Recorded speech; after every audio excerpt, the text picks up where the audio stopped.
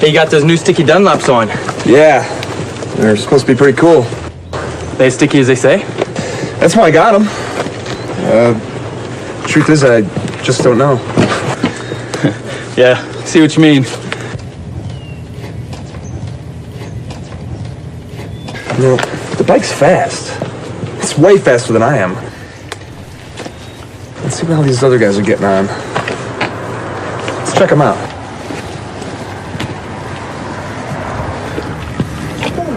Whoa. Oh, whoa. Now, this guy's brave. He can really lean it over. Hey, look at those foot pegs all ground away. Jeez. And that tire. Gosh. Can I help you gentlemen with something? Is this your bike? Yes, she is. Hey, how do you do something like this with a bike like that? I guess I learned a few things in my days. Yeah, I guess so. You got any advice for us? Advice? It's a very interesting topic. You brake straight up. No way, pup. Trail brake. All the time. No, bro, I'm pretty sure you're supposed to countersteer in the turns. Just get more seat time. You'll improve. No way. You got to plan out your laps. Be safe. What you do is you downshift to slow down. No. Use the brakes. No, man, it's countersteering. Body steering, man. It's body steering. You got to be smooth. One can hear a lot of advice about riding. Here. I started with this. Yeah. That's the Cornering Bible. Go ahead and read it for a week. And go ahead and bring it back to me. Wow, thanks. No problem. Take it easy, guys. Thanks, you too. Hey, see you around. Hi, I'm Keith Code. We hear lots of advice about how to ride. Some of it's destructive advice, some friendly advice, and some useful tips. Let's see how advice stacks up against the technology of riding. Take how to steer as an example. Most often, our first vehicle had 3 wheels, like this tricycle. Turn the bars to the right, and it goes right. Turn to the left, and it goes left. Simple. Our first ventures out on 2 wheels usually involved training wheels. Now we have a 4-wheeler. From the tricycle experiences, we instinctively turn right to go right, and it works. In the time-honoured method of training, we raise the training wheels. Now we have a recipe for disaster. We've lost 2 wheels. It's now a frighteningly unstable machine. The child expects it to steer like everything else she's ridden. Look what happens though.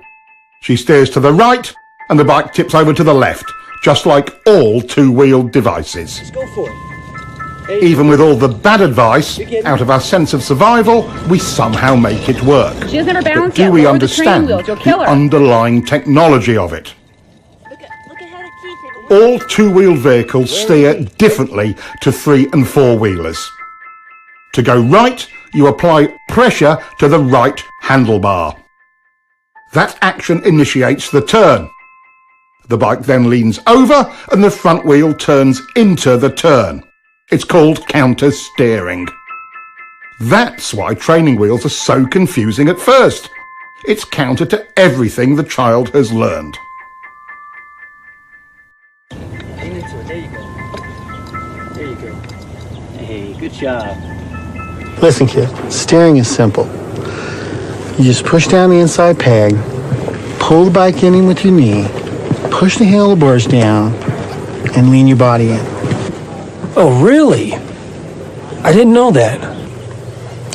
It was false and misleading advice like that that led me to invent the no BS or no body steering bike.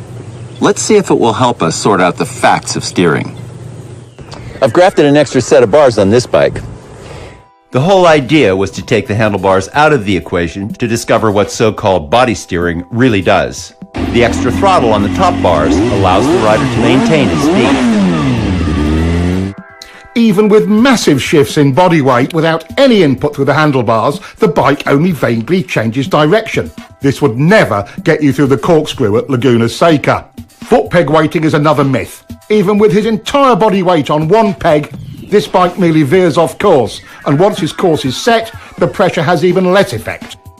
Good advice doesn't always put the rider in real control and can prevent us from properly being able to do this. A little counter-steering with bar pressure gets the job done and puts the rider in control. Here, we have mounted a simple pointer on the tank to illustrate counter-steering. Let's take it for a ride and see what happens.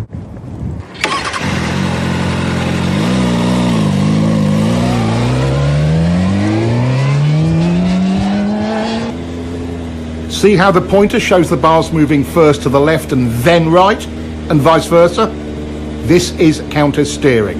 It's the only way to accurately steer a motorcycle. It really is simple. Just press on the bar and the bike responds instantly. That's all you do, and it works all the time, every time, even with only one finger.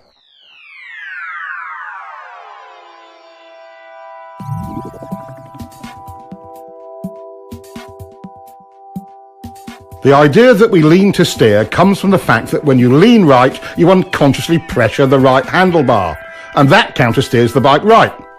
Vice versa for left turns. Lean steering is one of the myths of riding. Some believe body steering works because they can maneuver the bike with their hands off the bars. When we move our weight around on the bike, it actually creates a counter-steering action. Look at the pointer.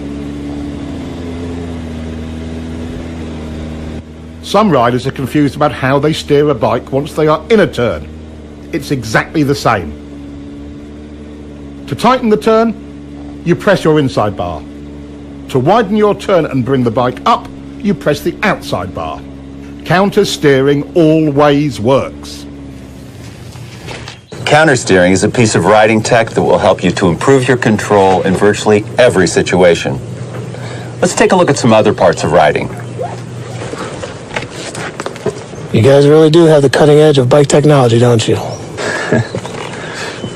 But look at the size of that rear tire. Look at the size of those brakes. I'll bet you really can haul on them if you need to, huh? And the frame is stiff enough to handle all the braking power and the grip of the tires. So how many ponies does it have? Well over 100. Mine's are on 150. They say it'll do 180. It's impressive.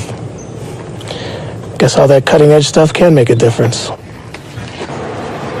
Thanks, man.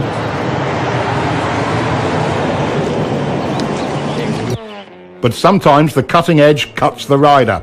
What's needed is the riding technology to match the machine's technology.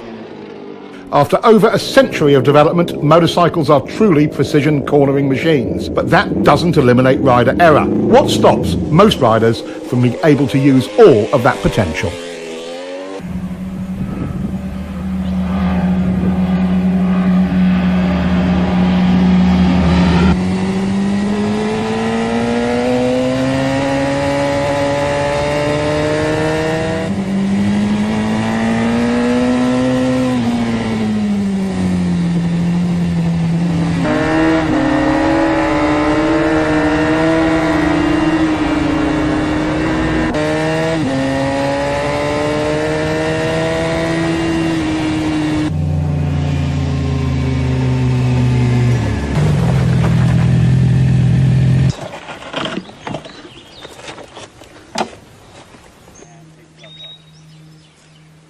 Man, I was riding as hard as I could, and the guy just disappears. Yeah, me too, man. Hey, is there anything in that Twist 2 book he gave us about riding harder?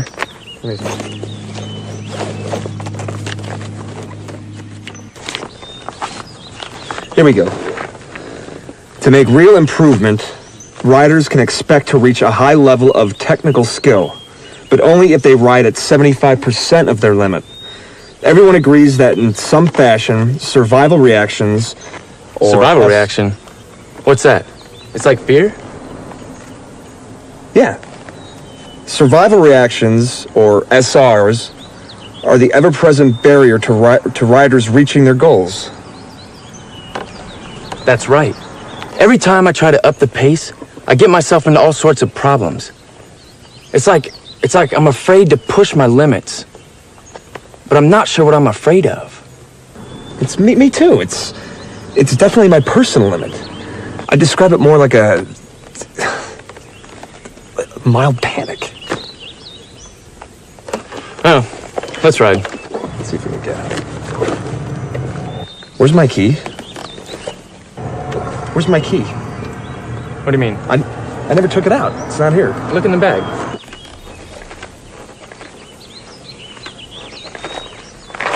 It's an agreed upon fact. Our instinctive survival reactions, our SRs, ruin a rider's hopes of being confident and in control.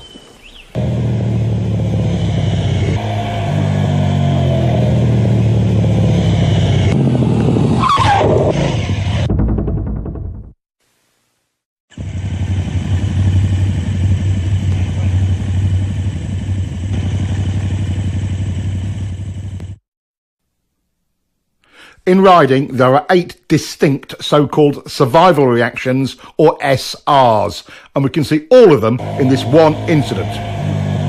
Immediately, we see the rider trying to use body steering into the turn when he should have countersteered, so he starts out a little wide. If you'd known how to steer the bike, this whole thing could have been avoided. Let's get back and see what other errors were made. He gets on the gas to stabilise the bike, but chops it mid-turn. The bike stands up a bit, and that's SR number 1, chopping the gas from panic. Now he's counterleaning against the angle of the bike. This increases bike lean angle, but doesn't tighten up the turn as he had hoped. This is another SR. Now the bike is unstable and running wide, so he tightens his grip on the bars, our most common SR. None of this helped. He's running wide and panics. He's looking everywhere but where he should be. Around the turn. This is visual panic. He target locks on the very thing he doesn't want to hit. An SR? You bet. In a panic, we go where we look. He's steering directly towards the log where his attention is locked. SR number 6. With his attention tunnelling down, he cannot steer effectively and becomes frozen on the bars. Yes, SR number 7.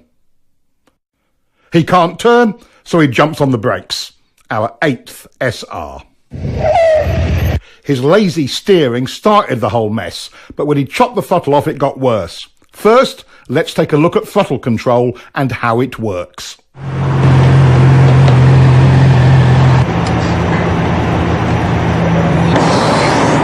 How'd you feel? My bike felt terrible on those turns back there. How was yours?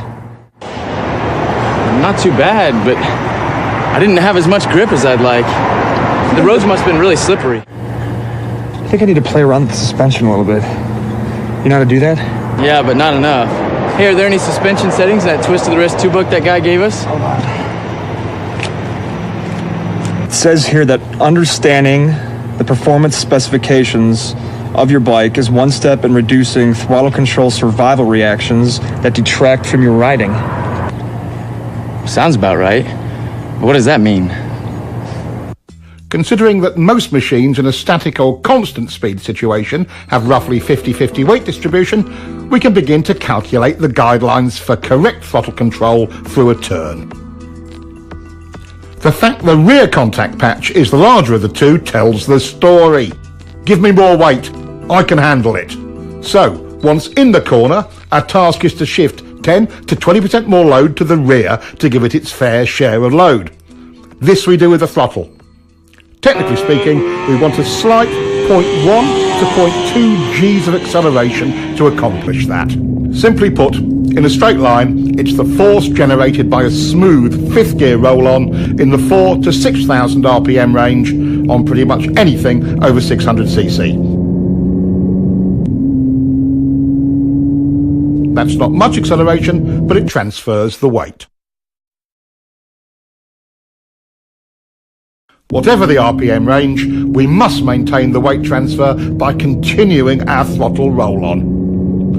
Throttle control rule number 1. Once the throttle is cracked open, it is rolled on evenly, smoothly and continuously throughout the remainder of the turn. This is not just a racing technique. It applies to all corners on all motorcycles.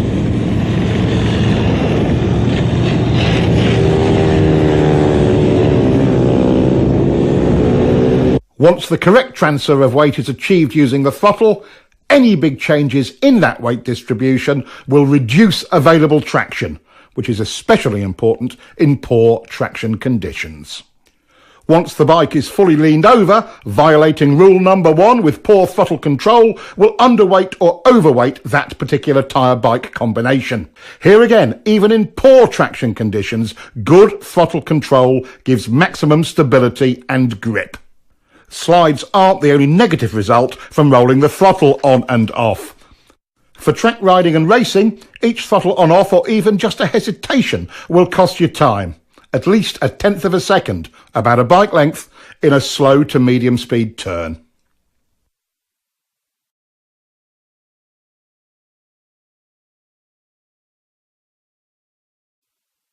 In higher speed turns, the same throttle error will cost you even more.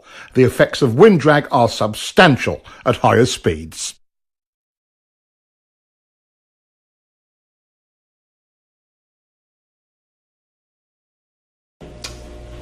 If the surface is slippery, do you want to overload the front or rear tires? No! Correct. If you're rough or inconsistent with your throttle control, will it reduce traction? Yes! Exactly. If you have good throttle control, will the weight be distributed properly on both the front and rear tire?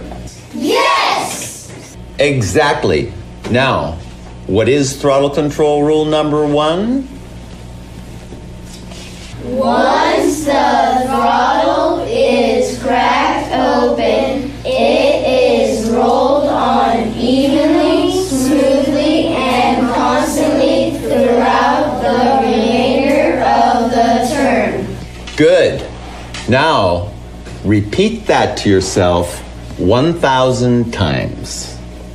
Once the throttle is cracked open, it is rolled. This rider is late on the gas and gets very hard sudden acceleration out of the turn. This rider is trying for good throttle control and has nice clean roll on, not the same fierce acceleration as the first guy. But what is the actual result in exit speed? Let's look at the radar. A huge difference. There are 2 circumstances under which you may violate throttle control rule number 1. Let's take the point where you are bringing the bike up for the drive out of the corner as the first one. As the bike is brought up towards vertical, we can be more aggressive with the throttle. At some point, you can pin it. Coordinating your throttle roll-on with bringing up the bike is how to maximize your drive off of any corner on any size bike.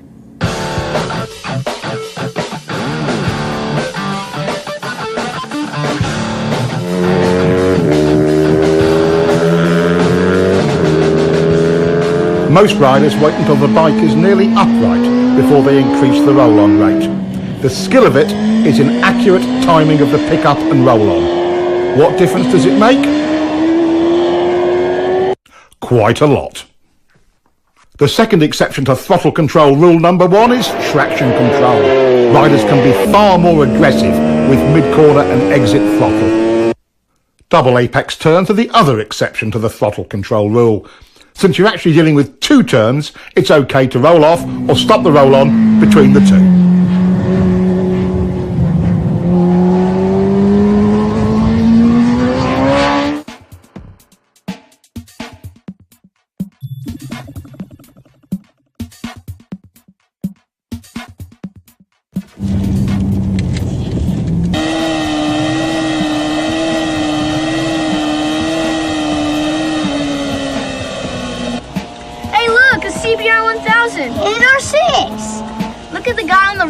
He's not smooth with the gas. I bet his wrist hurt.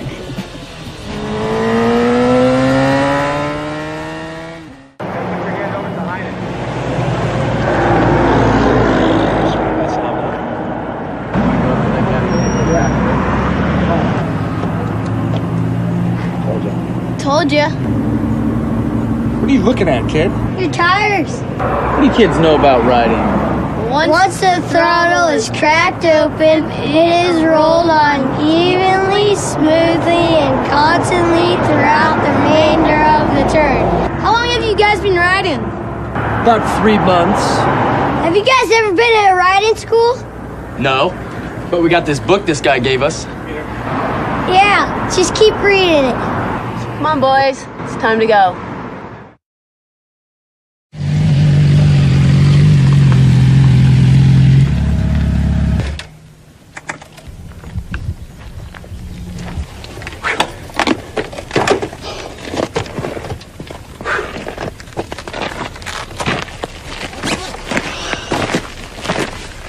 At some of those places, I just couldn't help myself. I kept rolling in and out of the throttle.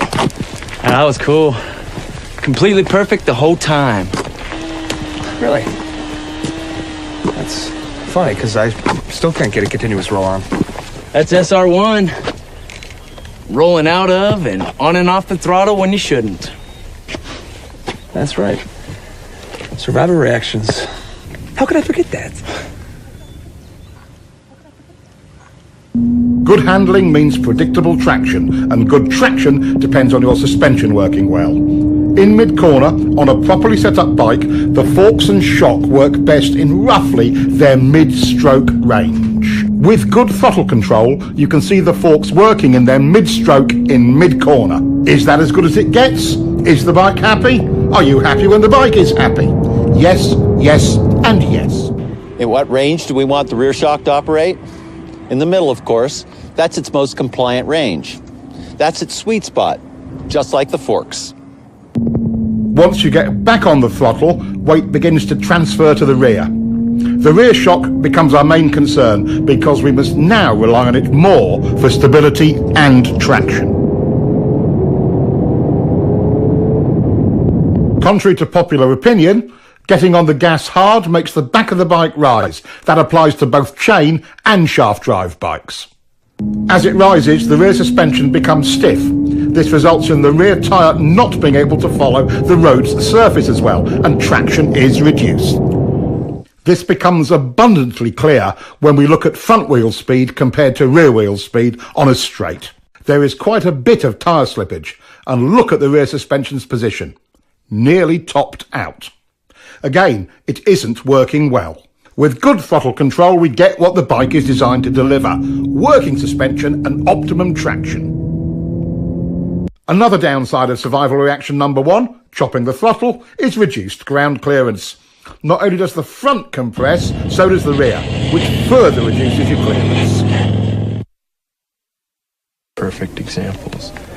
When the rider is hard on the brakes, the front end wheel feels heavy. Under braking, upward. Check her out.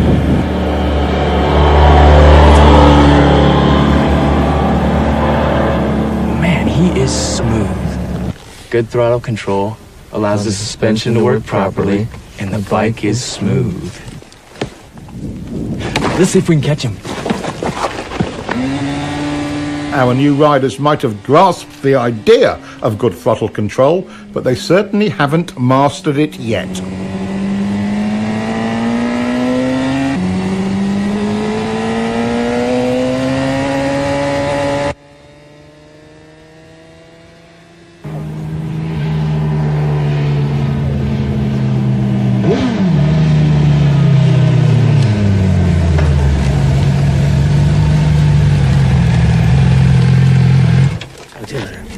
Bye.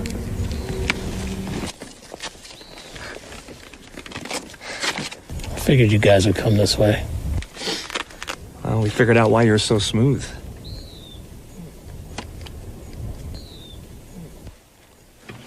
They've got it. Your forks, shock, and suspension settings create the potential for good handling. Your throttle control brings that potential into reality. Good throttle control has a major impact on slides. In controlled slides like these, good throttle control maintains stability. In unwanted or unexpected slides, chopping it makes it worse. Watch this. Good throttle control in reverse can save you from the high side. His smooth roll-off works much better. Practice your roll-off as often as your roll-on. When the time comes, it could make all the difference. Without getting into anything really nasty, like oil on the road, what are the usual conditions that activate our off-the-gas SRs? How about some of these? Water and sand are two big concerns for most riders. While you must not be aggressive with the throttle in situations like this, you certainly don't want to chop it either.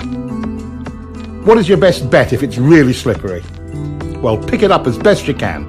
The less lean angle, the better.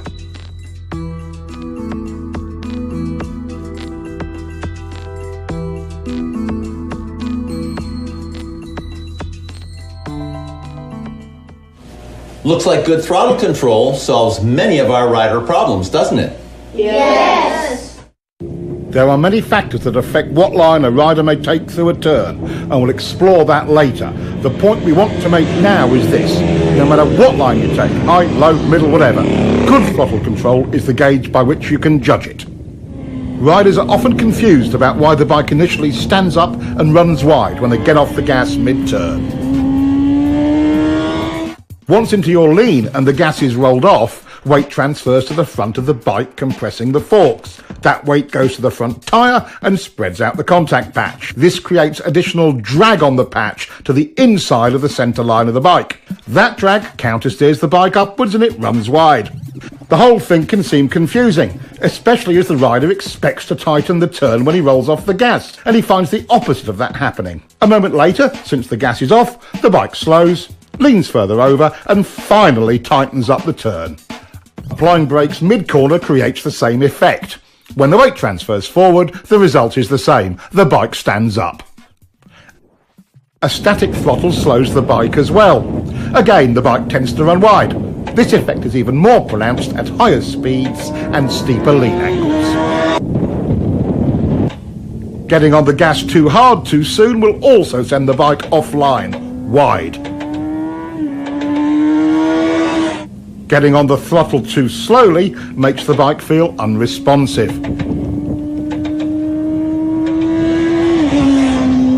As we see here, with good throttle control, the bike looks and feels stable on its line and leaves the corner faster. Getting the feel for how much throttle the bike wants and needs to be stable and have good traction and hold its line is the art of good throttle control. There are choices in lines, but the good ones follow the throttle control rule. Geez, I'm running wide on the exit almost every time. And I'm following the throttle control rule.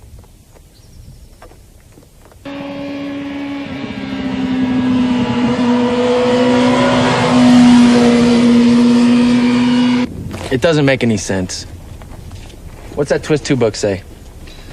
You get on the gas as soon as possible. Well, I'm definitely doing that. But still, coming out, I can't hold my line. Well, yeah, mine's holding a line. It's just unstable at the beginning. I'm not running wide on the exit, but my bike doesn't feel planted until I get to the apex. I don't know what we're doing wrong. Let me take a look.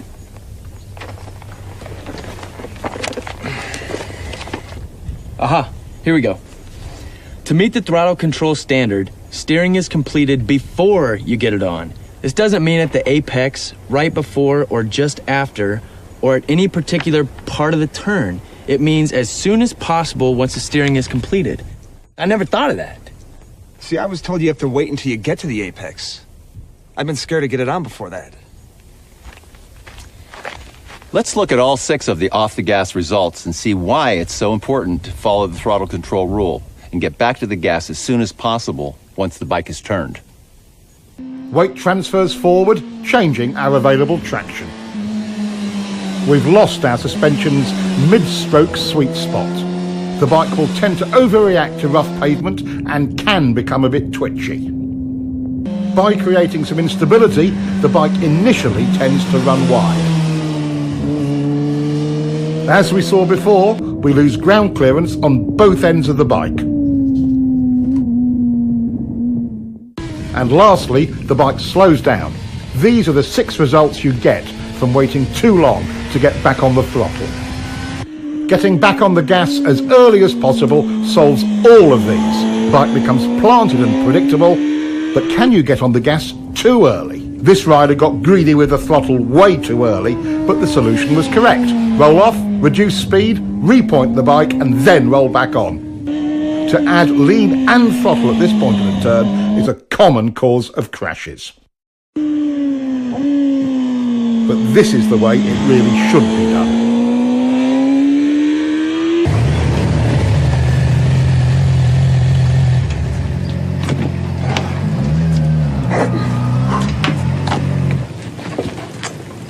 Hey, no more chicken straps. Yeah. I guess we both have a better understanding of throttle control. And we're more confident in the level of grip. Right, throttle control is a secret to getting the most out of your bike. But there's one place you really need to go to see if you have it nailed. The track. I'll see you guys at the track.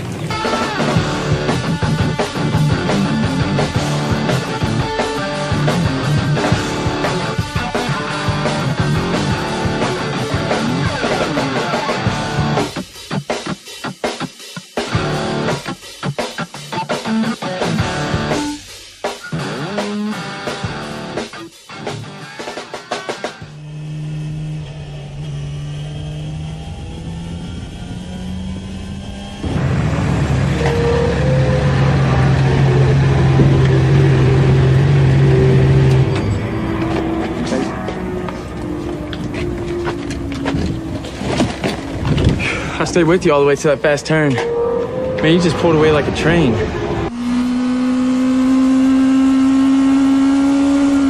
That's because you were charging the turn. Charging turns is a common rider error. Being fearless with the speed and brakes coming in often adversely affects entry and mid-turn throttle. That was a mistake.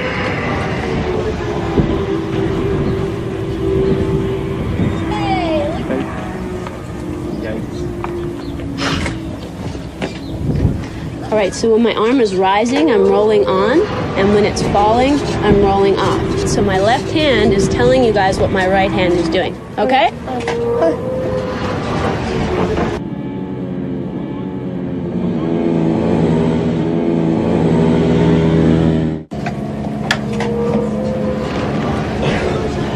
I got it on that first turn.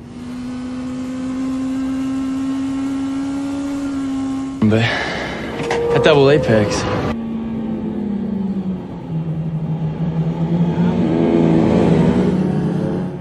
Well, man, you're still charging the turns. Yeah, you're right. That's SR number one in another form. I'm greedy with the gas going in there, then coasting and losing too much speed. Charging your turns just masks your sense of speed. Let's take a look.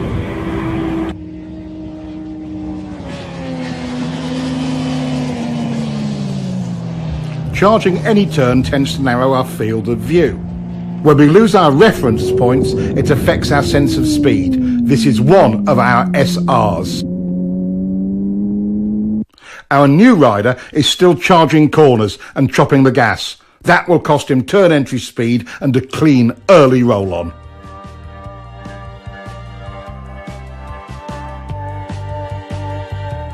This looks pretty rough. Even in slow speed situations, the throttle is our friend.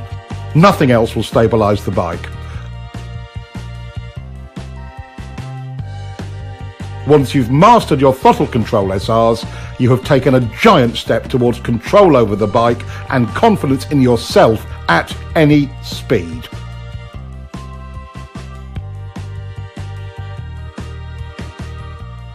Understanding your bike's needs and wants is important.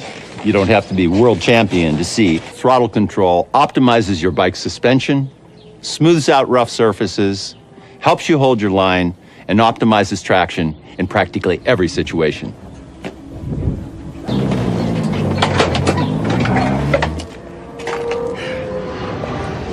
Man, this track riding is really hard work.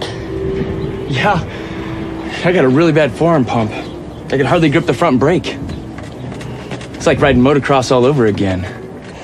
We gotta get ourselves down to the gym and work out a little more often. Yeah. My first reaction is to tell them both to relax.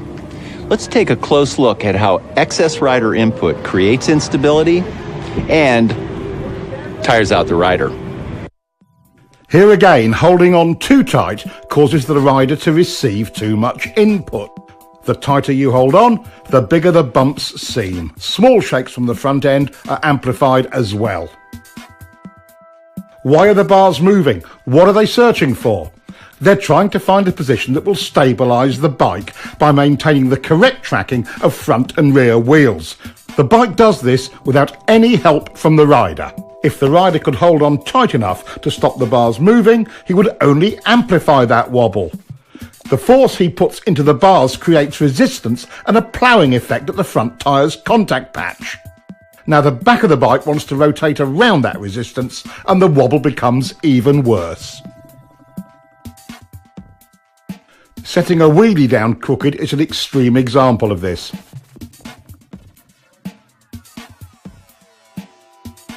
Let's look again. When the front wheel is not in alignment with the bike's direction of travel, there is a huge resistance created at the front contact patch. The wheel immediately tries to realign itself with the bike's direction of travel. Take a look at the massive deformation in the front tyre as it sets down. When the rubber springs back into alignment, the front end shakes.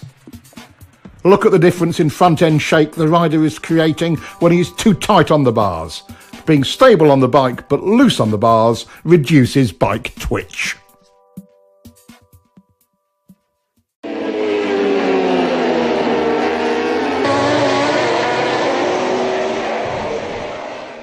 Holding on too tight transfers engine and road vibration to your hands and arms, tiring them out and making them numb. This in turn causes you to hold on even tighter.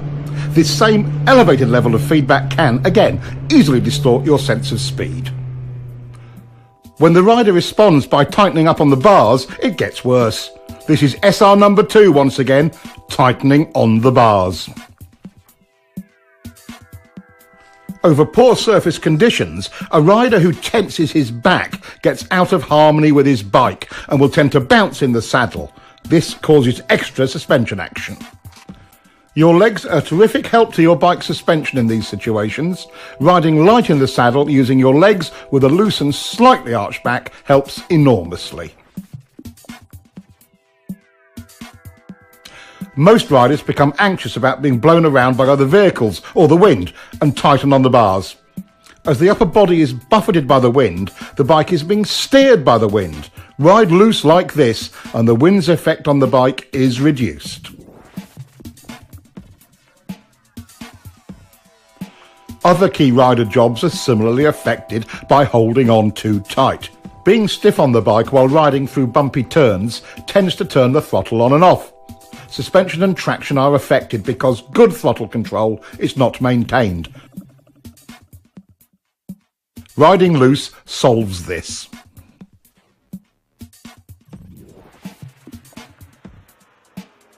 Riding rigidly can shake your helmet and blur your vision. The more you try to brace yourself and hold your head still, the more it shakes. This can even make your neck sore. Limber and loose is smooth. Do you ever find yourself making steering corrections while in the corner?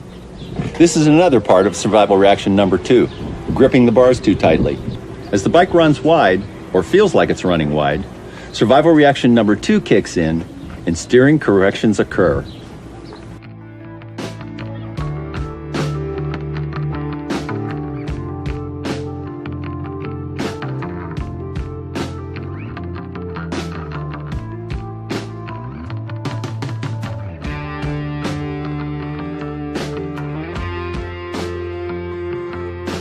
This all makes the bike more unstable and it runs wide in the corner.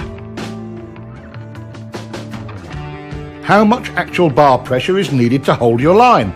As you can see, with good throttle control, none. Check this out.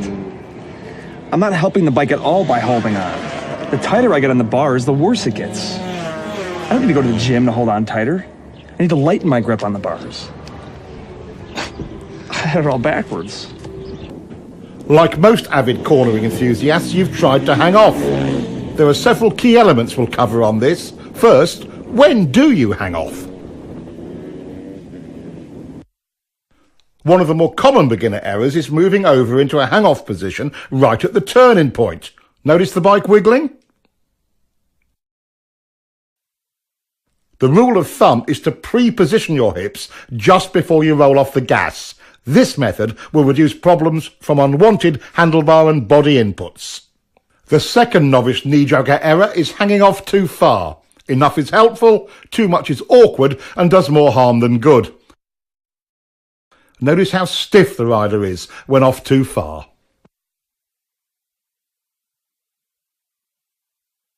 One cheek off the seat is enough. These two simple rules will get you started. Hang off early and not too far. The opposite of hanging off is crossed up. This reduces control, exaggerates lean angle and makes the rider twisted and tight on the bike. With a hung-off body position, control improves. Lean angle is decreased and the rider is in alignment with his bike and relaxed. Compare the two. With the speed and line almost identical, look at the difference in exit lean angle.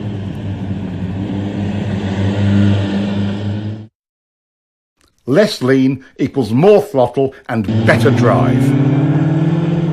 Now let's compare straight up riding with hanging off and see if there is a difference. Here he is riding straight up. Once again, at nearly identical speed and line, there is a measurable difference in lean. Body position on the bike can positively or negatively affect your riding. He could have gotten over sooner for this corner. Getting over before turning, he's smooth as silk entering the turn.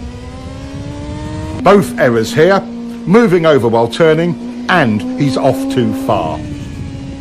The problem is compounded when you lose connection with the bike. He's remedied that. Now back up a bit. There he goes. His arms can now be loose and relaxed. When the whole body position and turn entry package is done right, it affords a rider the maximum of control with the absolute minimum of effort. Here's another view of a clean, loose run through a turn. The human machine works this way. When the lower body is unstable, we must rely on our arms and torso for support. Once the lower body is stable, we are at liberty to relax the torso and get great body position. Notice how much lower he can go without tension. Let's look at the difference between his moves on the bike when disconnected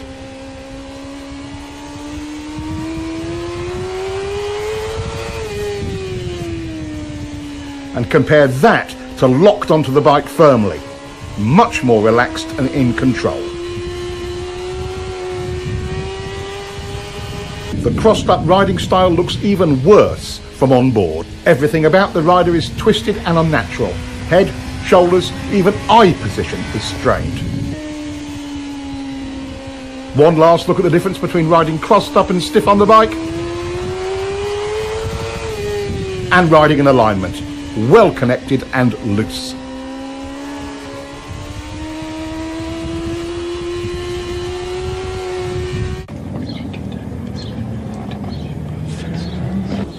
It's easy to see how we can create instability with the bike. What design features do sport and sport touring bikes have to help prevent that? Why do sport bikes even look the way they do? High-backed seats anchor the rider more firmly, reducing the need to hang on by grabbing the bars too tightly. Large tanks help provide a better perch on the bike. Some riders use it for elbow or forearm rest during cornering. They can also provide a resting place for the upper torso. Knee cutouts on the tank's side provide a more stable way to hold on, allowing the rider to use the bars less. Rear set foot pegs are really important. They give the rider a more stable perch for moving around on and steering the bike. If this bike had cruiser pegs like this, it would be unrideable. In fast turns, trying to anchor yourself firmly on the bike requires something to hold on to. Unfortunately, the inside bar is the handiest thing, resulting in the rider pulling on it. This makes the bike go to the outside of the turn because you are counter steering. Gripping the bike with one or both legs eliminates this problem. Resting an elbow on the tank can help. The hanging off style can have another unfavourable side effect. By pulling yourself from one side of the bike to the other using the bars, you will make the bike wiggle. Anchoring yourself firmly on the bike and using your legs to move reduces unwanted handlebar input and avoids the problem. Is a motorcycle truly out of control when it's sliding? How do you save it when the front or rear tyre gives up traction? Why don't the fast guys always crash when their bikes slide? While wiggles and shakes are distracting, there is a far more dramatic and deadly result from survival reaction number 2. That's being too tight on the bike. This is the stable position for a front wheel during a slide. What would happen if the rider resisted this movement? When you counter the front end's natural attempt to stabilise the bike, you create resistance at the front contact patch, making the slide worse, and turning into high sides like this.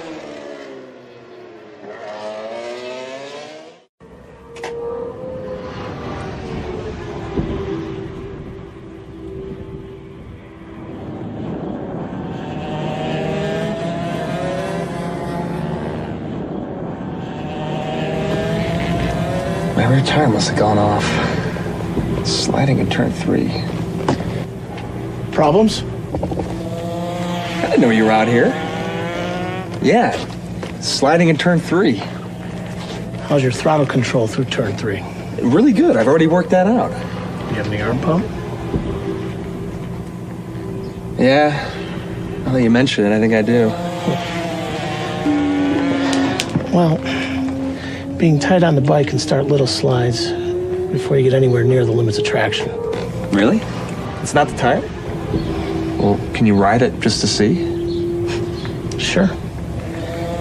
Always wanted to ride one of these.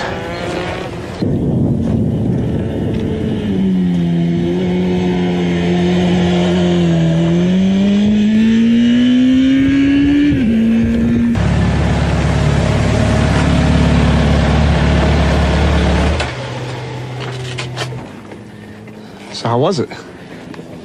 Oh, the bike's great. Thanks for the ride. Oh yeah, your tire's fine. I guess I'm making it slide then, huh? SR number 2 strikes again. I'm just too tight on the bars. Try it again. I'll follow you. Really?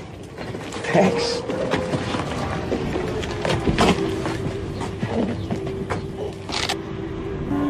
While he may not be really fast yet, our new rider is making real progress.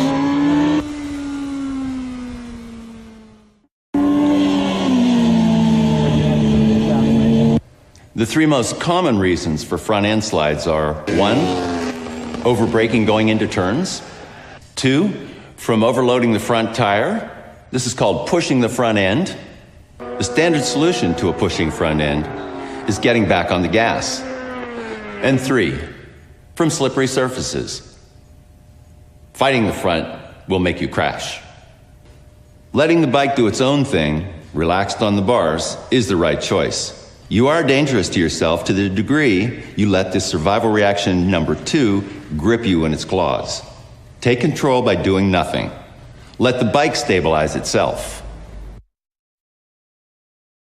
I'm getting a lot of head shake over turn 6. I think it's my shock or forks. Guess it could be a bad tire. Does it happen every lap? Yeah. No. Maybe once every 2 or 3 laps at first. Then it did it every lap. I had to pull in. See, here it says bikes don't do anything every few laps. Only riders do. So I bet if you loosen up on the bars, it'll stop. Yeah, I think you're right. You know?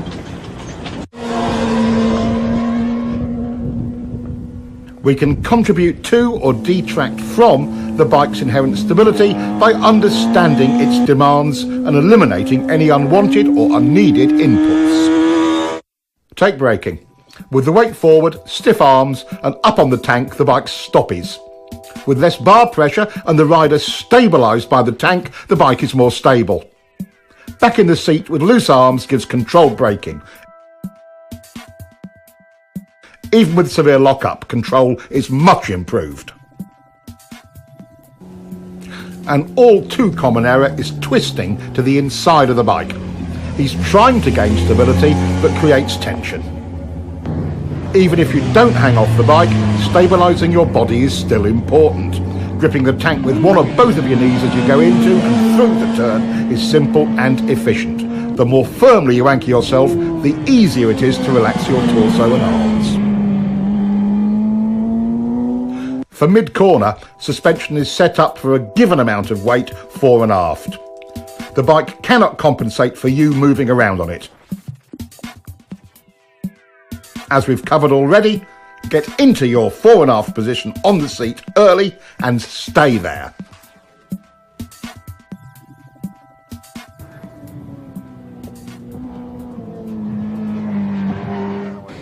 Just to recap, your bike's suspension can be adjusted for a variety of road and track conditions, but you cannot adjust it for excess rider input.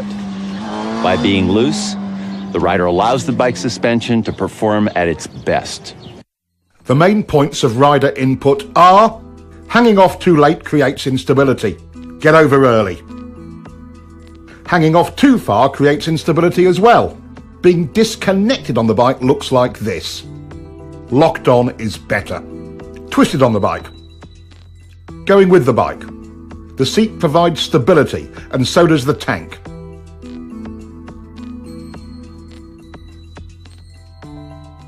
Use your pegs.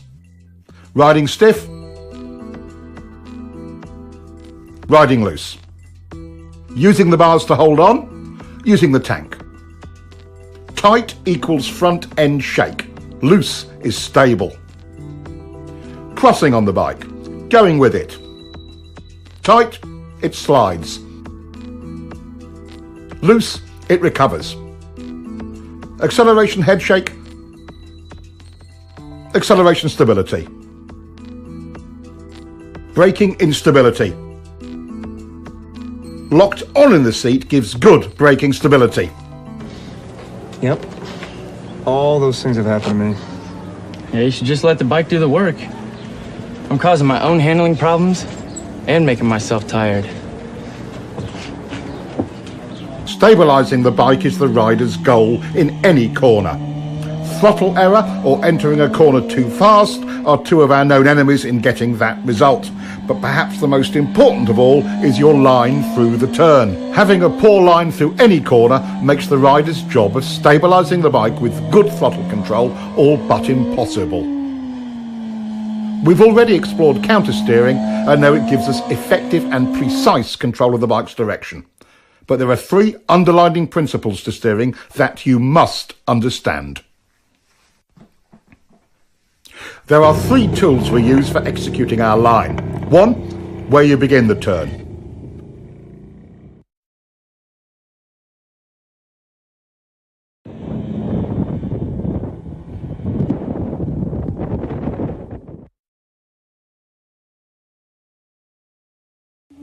Two, how quickly you flick the bike over.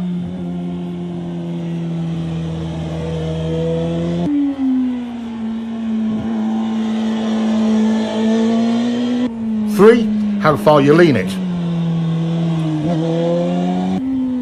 Let's investigate the first one, where you start the turn, and see how it can affect your cornering.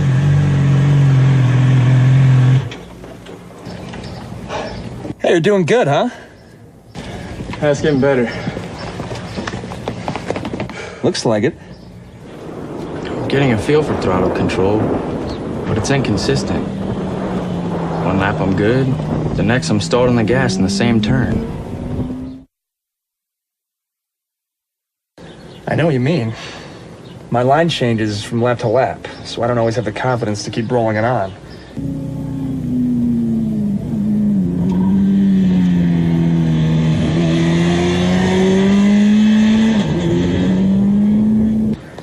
Gets to me.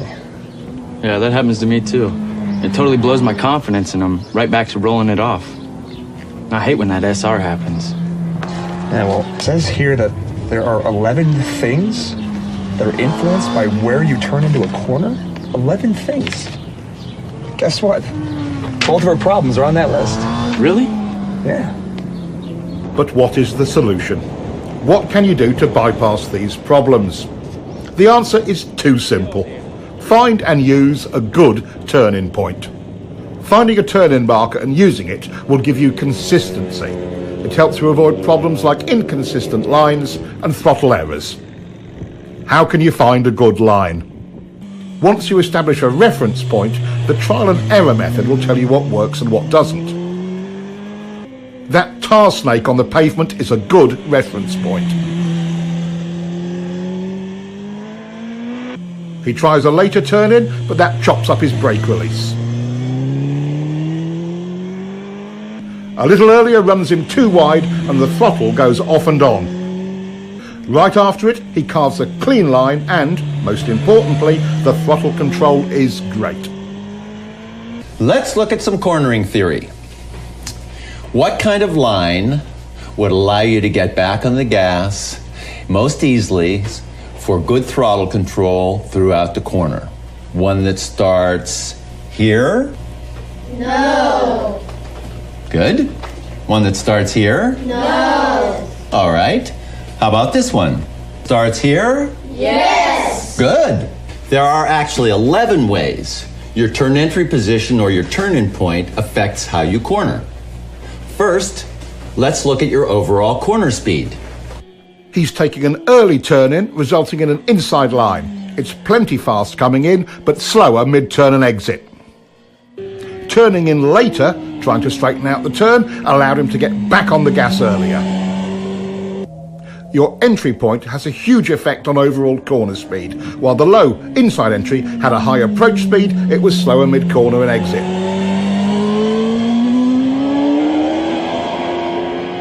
The higher outside turn entry allows him to point the bike more towards the exit. Even before mid-corner, he's back on the gas. Now let's look at how entry point affects braking. Your beginning and ending brake points are both modified by where you start your turn. On the low inside line, you're leaned over longer and brake pressure is critical because it's easy to lock up the front wheel.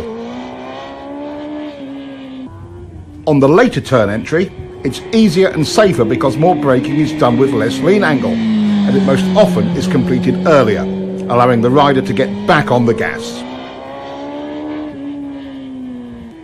This is a huge difference. If the pavement was slippery, which line would you choose? Finishing the braking earlier or later? Your turn-in point determines that. Let's follow him in on the high line. He ends his braking just as he's flicking it in, and he gets a better drive. By the way, even though it's usually a minor point, downshifting is another thing that is affected by where you turn in.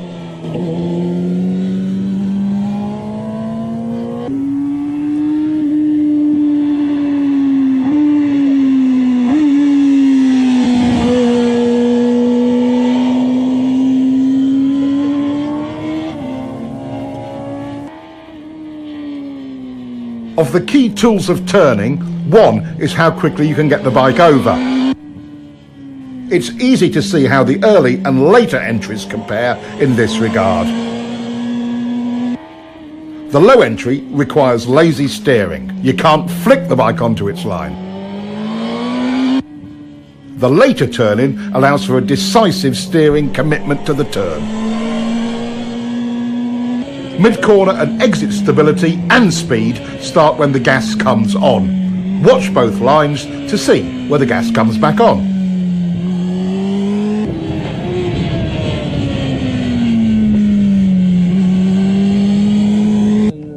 Our later entry rider was able to get back on the gas 37 feet earlier. That's 5 bike lengths. Earlier on the gas means stability through more of the corner.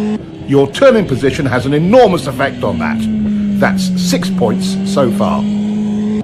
A good drive off the turn is number 7. Low line entry checks your drive because number 8 on the list, lean angle, also comes into play.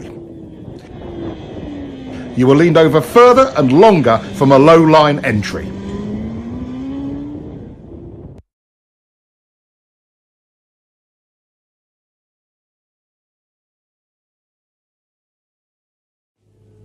Seeing a line that is taking you too wide does not inspire confidence.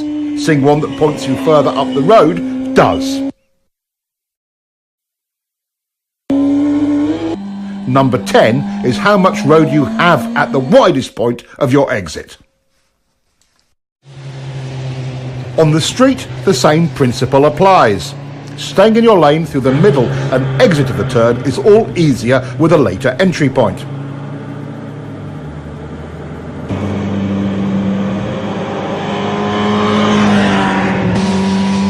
This helps reduce panic and provides riders with a greater margin of error in regard to oncoming traffic.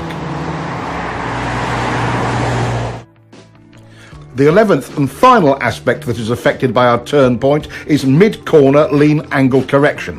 While they may seem like a fact of life, they're a common rider error that results from this same tech point: early turn entry.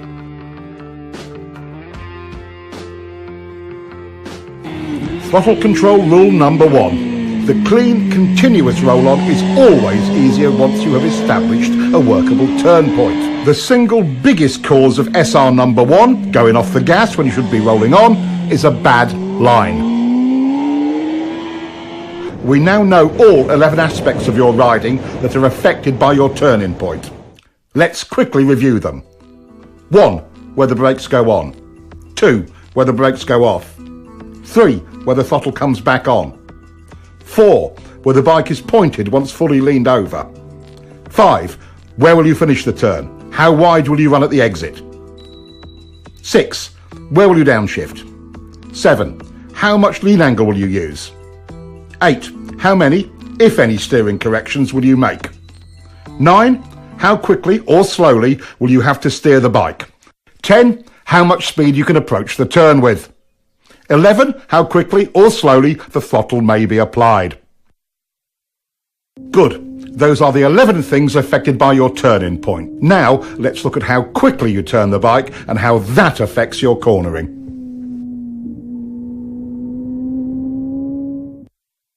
How quickly do you need to turn? Not very quick in this situation. It would be silly to quick flick the bike when you don't need to.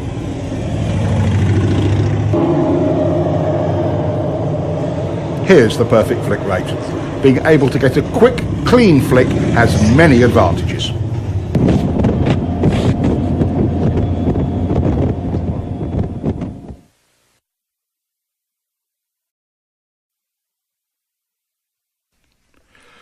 How does the rate you flick the bike affect your line in any series of corners, like these S's?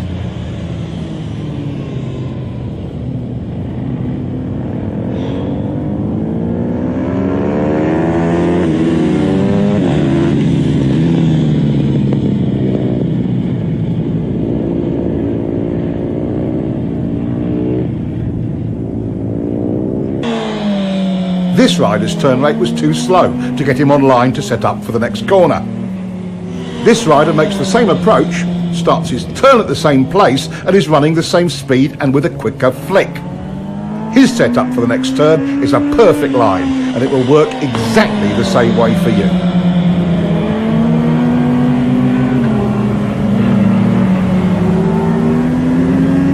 Once you begin your turn, where do the cornering forces start to push you? Outside or wide in the turn? Exactly. If this is your intended line, and you're lazy bringing the bike over, where will you go? Outside or wide in the turn? So, if you flick the bike a little quicker, would it get on that line? Yes! Class, you are brilliant today. Since we don't like to run wide in turns, and for a very good reason in situations like this one, we must continue to lean the bike further and further to make the corner. Lazy steering forces you to lean the bike more than is necessary, and you'll be leaned over longer. Let's compare.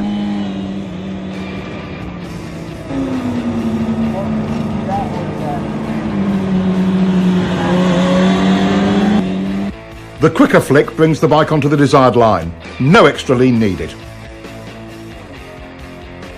Look how much space he has on the outside of the turn. That would come in handy on the street, in an emergency, or on the track for speed.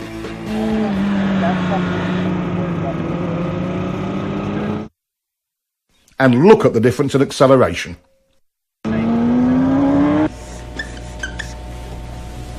What are the immediate benefits of getting the bike turned quicker? More control.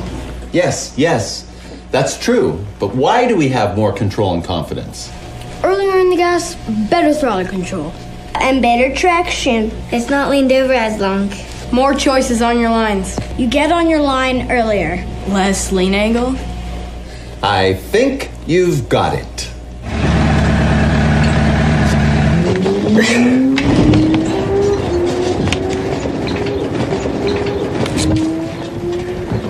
Are they even in school?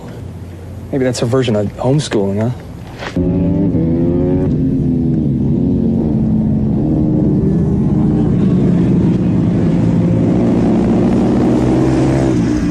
I wish my mom had taken me to the track when I was 10. I'd be a world champion now. Yeah, you're right. The approach speed and turning point for both riders was very similar. So what was the key difference that got this one through and put this one in the dirt? Let's look again. At this lazy steering rate, even if he leaned it over further, the results would have been the same, or worse. The simple solution is flicking the bike quick enough to make the line. Now, what will happen when they increase their turn entry speed? His result would just get worse. With a higher entry speed than before, this rider still makes his line. It's quite simple.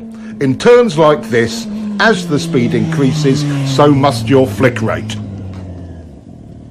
The route to confidence with turn entry speed is nothing more or less than faith in your own ability to get the bike turned quick enough. Okay, we want to be able to turn the bike as quickly as possible for lots of reasons, like accident avoidance, to not run wide in turns or off the road, avoiding being late on the gas and adding excess lean angle.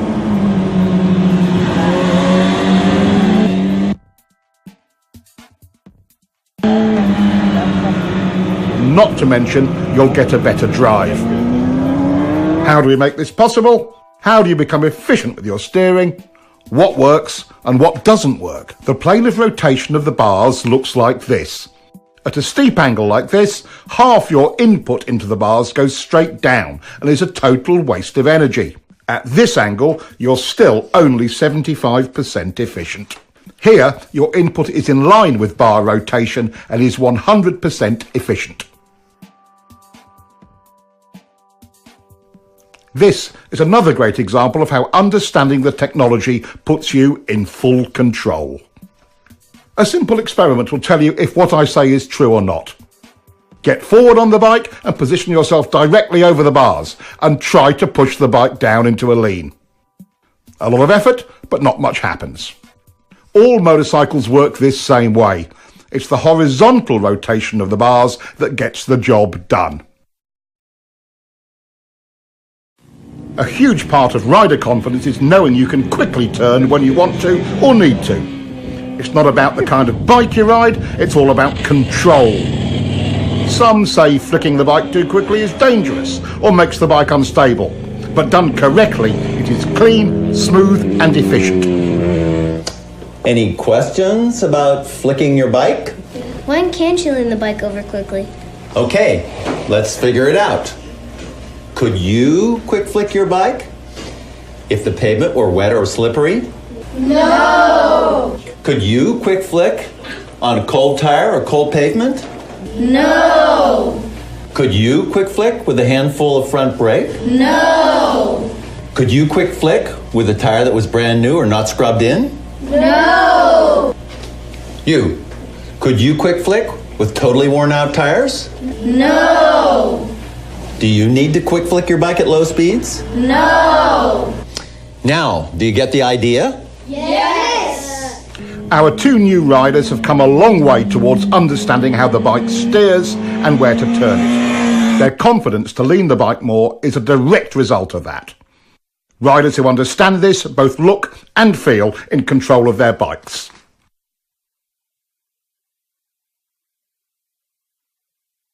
It's amazing. Once you understand the actual technology steering the bike, it totally changes your riding. Yeah, completely changed. I feel in control of steering the bike now. I know how quick to turn it. I know when and where I need to lean it. It's like I'm seeing the turns completely different now.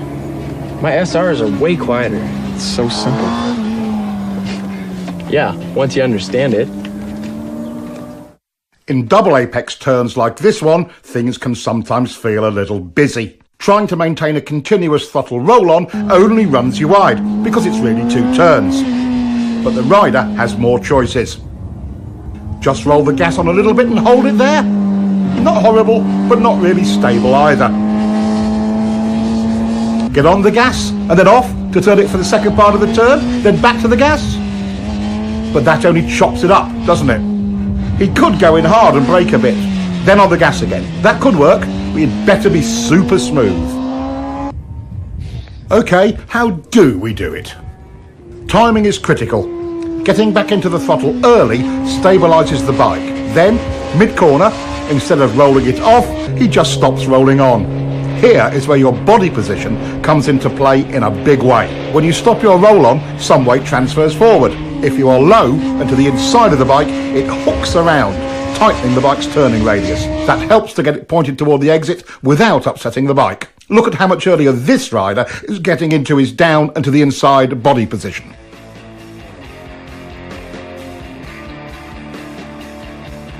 Here we see an average hang-off position.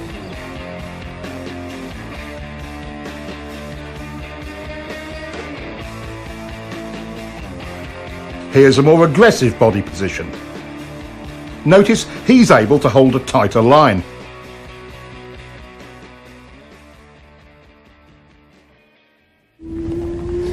Now that's the hook turn technique and can work in almost any cornering situation. On the road, this technique can be used quite effectively if you find yourself running wide in a turn. Dropping to the inside and down position, plus a smooth roll-off or momentary hesitation, not a chop-off of the gas, tends to tighten the turn for you. And don't forget to look where you want to go. That's way better than the alternative. Here is a technique that can aid you greatly in your efforts to steer your bike accurately. We quite naturally push off or pivot from our trailing foot to produce maximum power and control. With that in mind, using the left leg to generate the power to press on the right bar and vice versa is a logical step. It provides the rider with maximum stability on the bike. Stability equals control and strength. As we lock our lower leg into the bike from the foot peg to the tank, we begin to create lower body stability. The next step is a slight tightening of the thigh muscles. This locks the pelvis in position, which then provides a stable base for the whole torso. With the torso stable, the rider's ability to apply pressure to the bars is vastly improved. We call this pivot steering. You might call it power steering, because once you master it, it feels so easy to steer the bike. Work on your quick turn. It pays huge dividends in control and confidence in any situation on any bike. Now that we know what a turn point is all about, how often do you get it just right? Is it usually too early or too late? Too early. That's right. Riders tend to turn in too early, and there is a reason for it. Would you like to know how to change this part of your riding? Yeah! Going where we look is an unfortunate survival reaction. In fact, it's SR number 5. For example, if this rider looks at the inside of his next turn, he will go there.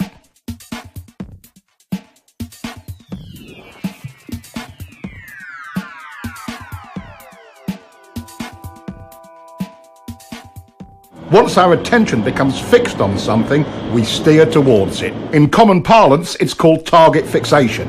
And that's what causes riders to take too early an entry into corners, or run wide, like this. We already know what the results of turning in too early are. Training yourself to look in without turning in is how we overcome this SR. We call it the two-step technique.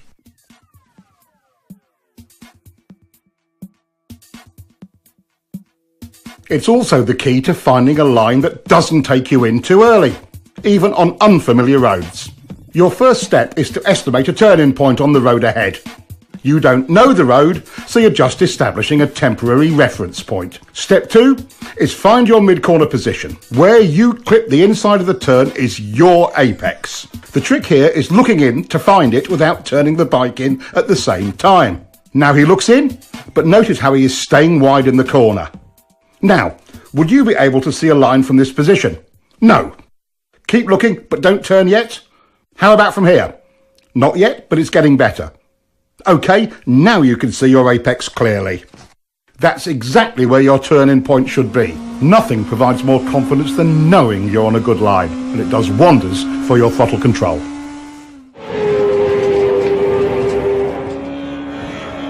Hey, you're really starting to get that bike turned. Yeah, I just wish I was more consistent with my lines. I'm feeling kind of lost. Well, you know there's 4 chapters in here about vision.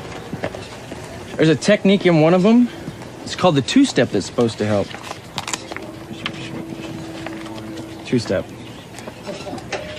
Let's take a look and see if we can sort out his inconsistent lines.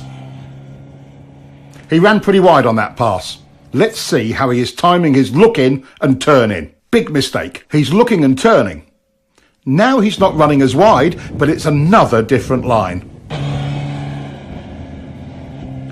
The two-step visual technique solves more than just where to turn into a corner. It can also help with your consistency. In the end, your lines will only be as accurate and consistent as your visual skills. Knowing exactly where you want the bike to go before entering, using the two-step technique handles that. Applying the two-step technique allows the rider to gain space and time at the entry of the turn, to apex and pick up his next turn point accurately. Once you truly learn to lead with your head and eyes, you'll be able to enter all corners smoother, more accurately, and, for track riding, usually faster. It's as good as it gets. Using the two-step turn entry technique also helps combat the look-in, go-in early SRs. By training yourself in this technique, you'll always be 2 visual steps ahead in every turn entrance. Wow, what a great technique. I don't feel rushed to the turn point. I mean, at all. No, me neither. Hey, that two-step works. Hard braking can be both confusing and terrifying. No other control action on the bike can produce such dramatic results with so little effort. Most riders' survival reactions run wild under heavy braking. Brake technology has come a long way.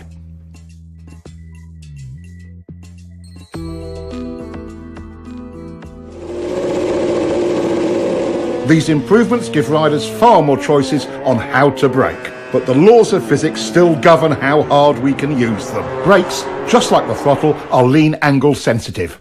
The more lean angle you use, the less you can use either of them. This brings up all kinds of questions about technique.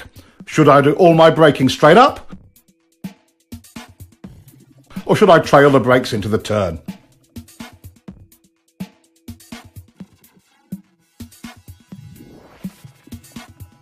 Should I brake easy at first and hard at the end, or the other way round?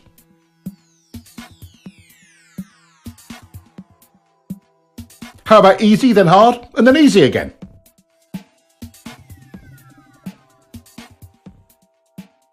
While braking, it's easy to lose sight of the real goal. Getting your turn entry speed perfect is that goal. With that in mind, which brake pressure sequence is best? Turn entry speed errors are easiest to make when you are hard on the brakes towards the end of braking.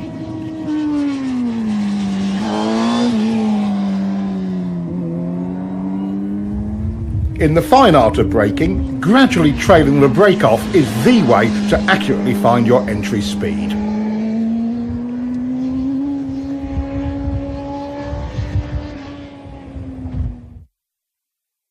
Straight up or trail braking, it's the exact same problem. Maintain control of your entry speed.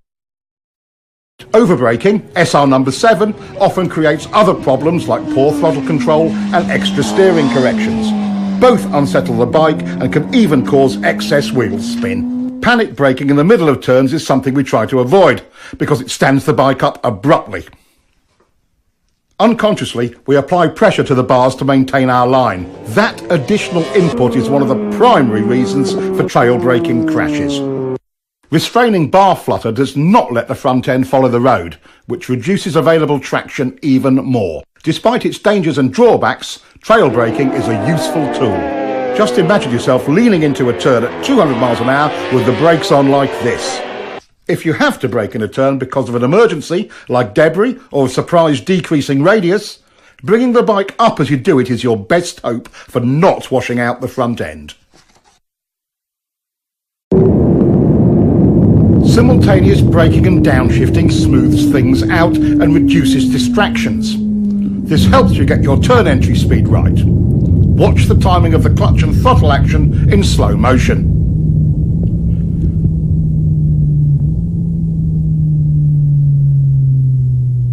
Slipper clutches seem to make this unnecessary, and modern electronics will probably make it an obsolete technique someday. Too bad. It's quite fun when you get it right the old-fashioned way. Riders come up with all sorts of strange variations to solve braking and downshifting. He's downshifting first and braking later. That's unnecessary engine abuse. Use the brake first. Pads are cheap, engines are expensive. Some just downshift and don't bother to use the brakes at all. In some situations, when brakes aren't needed, that's okay. But again, pads are cheap. Letting the clutch out slowly seems to solve it for some riders, but that's just extra wear and tear on the clutch and drivetrain. Here, he's revving the motor, but the clutch release is so slow he loses all the revs from his throttle blip. Many riders use this sloppy method of downshifting. No revs at all and a slow release of the clutch.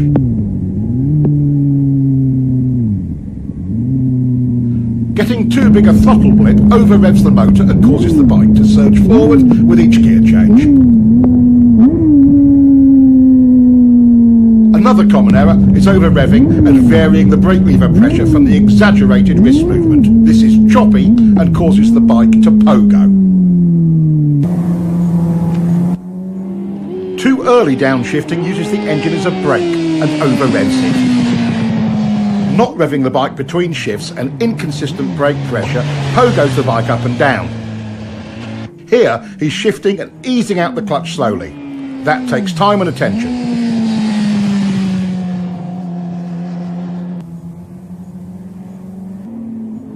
He's revving it, but too high and still on and off the brake lever, pogoing the bike. Making clean downshifts and maintaining control of the brake lever throughout will help. Letting your fingers slide over the brake lever while you control the pressure works really well. Downshifting without the clutch is another way of handling it.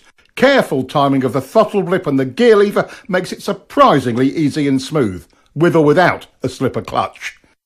It may take some practice to make them perfectly smooth.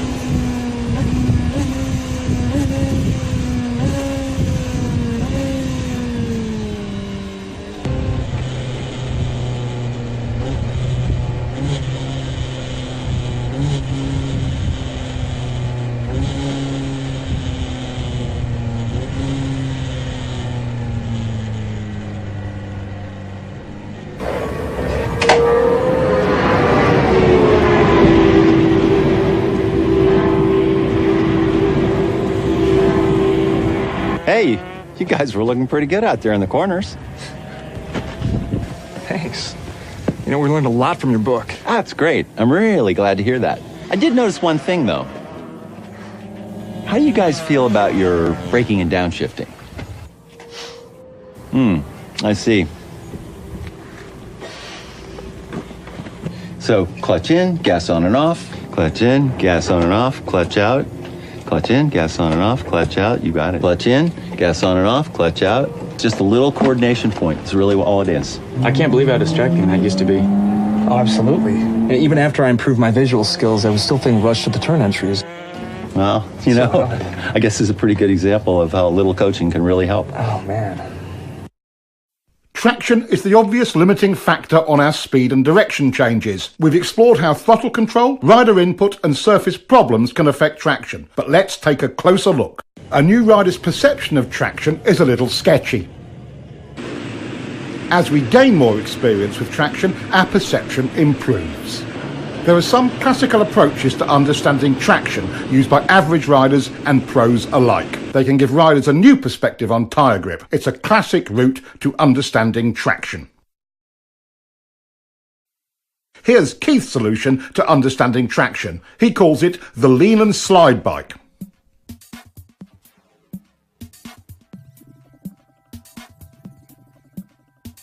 About this time, most riders would chop the gas in panic. It takes a lot more to lose traction than most riders think, but there are situations you should be aware of. Of course, if the tire was new and not yet scrubbed in, or too old, too cold, tire pressure was wrong, over or under inflated, if you were riding on a slippery surface or a polished surface, leaning the bike over too far, other mechanical problems, it would slide. The slide bike helps train riders to avoid slide errors. Watch what happens when he chops the gas.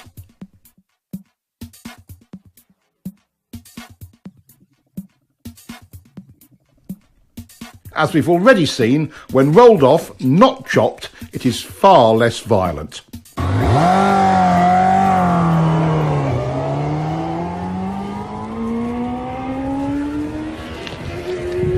Overriding the grip of new or cold tires is a classic novice riding error. Even at relatively modest lean angles and speed, a cool tire on a cool day can surprise you when you first go out. It doesn't take much to slide.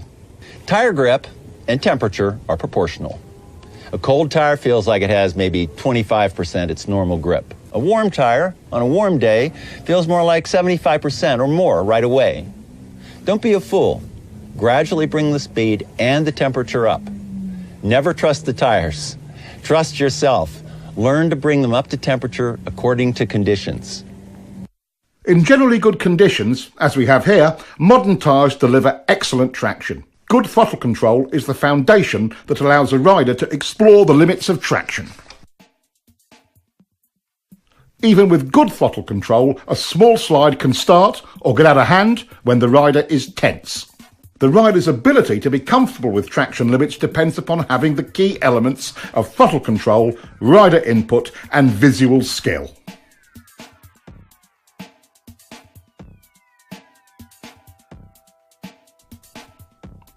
Two other aspects of traction are important to understand. The more lean angle you use, the less side grip you have. The solution? Even when the rear tyre is totally lit up, bringing the bike up into the slide helps the rider maintain control. The lean and slide bike is one of the training methods used at Keith's school to help riders gain that confidence and experience with traction.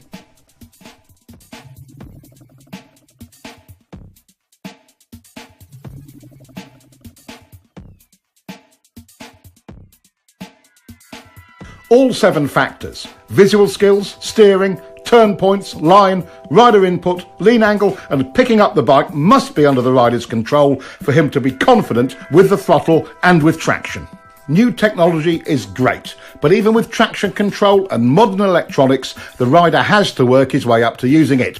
Being in control of these 7 factors is the quickest and easiest route to confidence.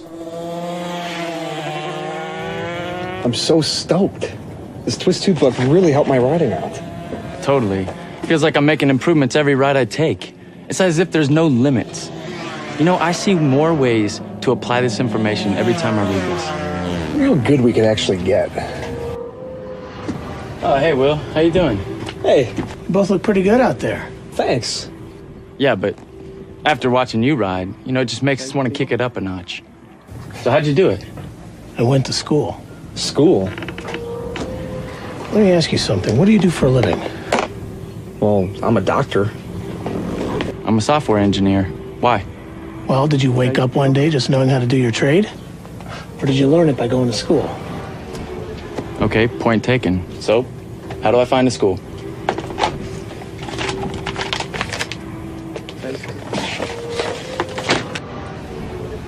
Is this where you went? That is where I went. California Superbike School. Really? Best training you'll ever get. See you, Will.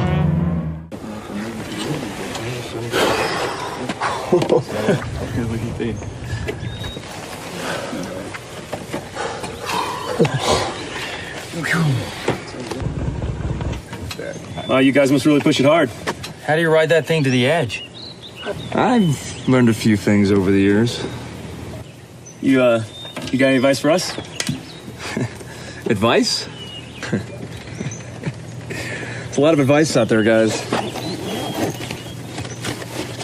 Why don't you get the real tech on riding? We'll lend you this copy of the Cornering Bible. We'll be here next weekend. You can give it to us then. Twist the wrist, too. Wow, thanks a lot, guys. No problem. Looks like I have to get myself another copy.